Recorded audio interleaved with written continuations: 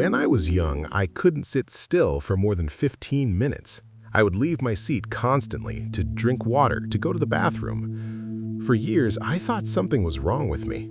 I remember that feeling, the weight of the clock during a lesson that didn't interest me, every minute announcing itself. And then, preparing my own classes, I learned something that reframed it.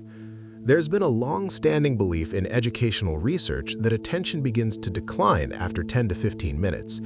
But a 2016 review found the evidence surprisingly thin. The biggest differences in student attention didn't come from time, they came from teachers, from how the material was delivered. So it wasn't that we couldn't pay attention, it was that nothing was inviting us in. That's what I came to believe. And what's more interesting is who I am now. When I'm absorbed in my work, 2 hours can pass without notice. Time folds in on itself.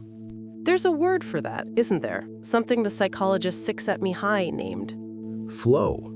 He described it as a state where the challenge is just right, enough to engage us, not so much that it overwhelms. When that balance is found, everything else fades, time included. I've felt that before, usually when I'm making something, when I'm not managing myself, just doing. It's only afterward that I realize how much time has passed. And that's exactly what he found. People in flow often report that time either compresses or stretches, but either way, it stops pressing. Which makes me wonder, if flow is about conditions, not willpower, then why do we spend so much time trying to force focus?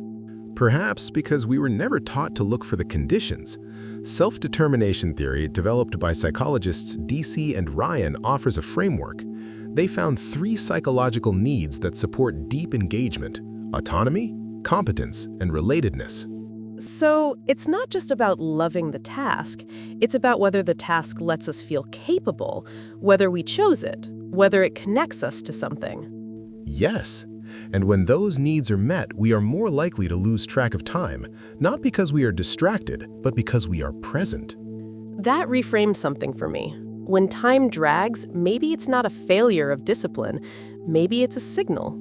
A signal that something in the alignment hasn't found its shape yet. And when time flies? Perhaps that's worth protecting, not as productivity, but as a kind of presence we rarely name. A softer way of being with time. Exactly. Perhaps I haven't learned how to focus better. Perhaps I've simply learned how to remain more comfortably with what I'm doing.